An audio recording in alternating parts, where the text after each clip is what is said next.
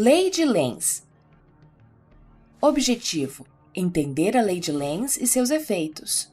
Antes de começar a explicar a lei de Lenz, vamos executar uma atividade simples. Pegue um tubo de cobre, que é condutor, mas não magnético. Jogue um pedaço de aço para baixo através do tubo.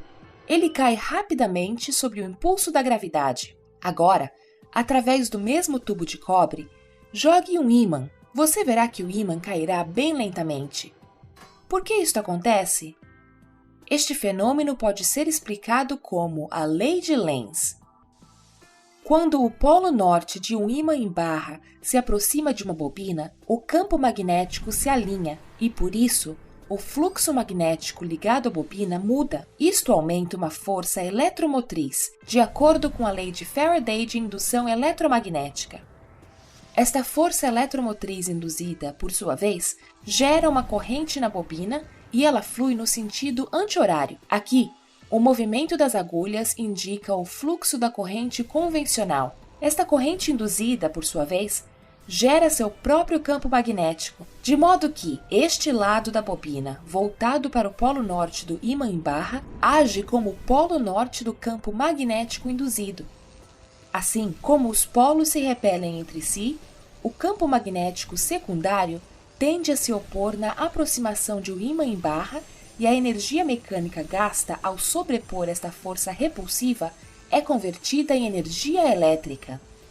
De modo semelhante, quando o ímã se afasta da bobina, a corrente induzida flui no sentido horário, transformando o final da bobina, em frente ao ímã, no polo sul. Portanto, o polo norte do ímã tem que sobrepor a força de atração entre o polo sul do campo magnético induzido e o polo norte do ímã em barra. Novamente, a energia mecânica necessária para sobrepor a atração é convertida em energia elétrica. Deste modo, vimos a direção da corrente e do campo magnético e o movimento para frente e para trás do ímã em barra.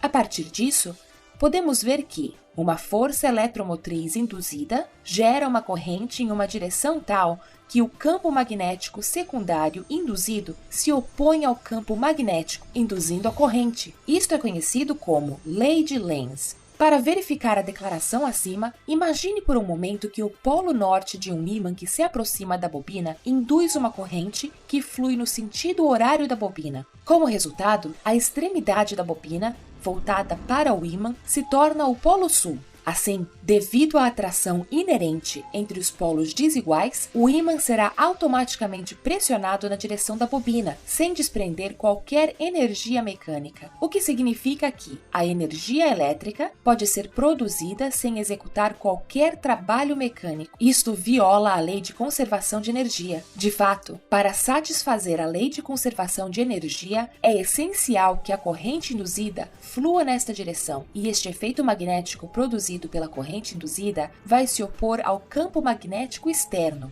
Neste caso, o movimento relativo do ímã em relação à bobina induz a força eletromotriz nesta direção, de forma a se opor à aproximação ou retirada do ímã.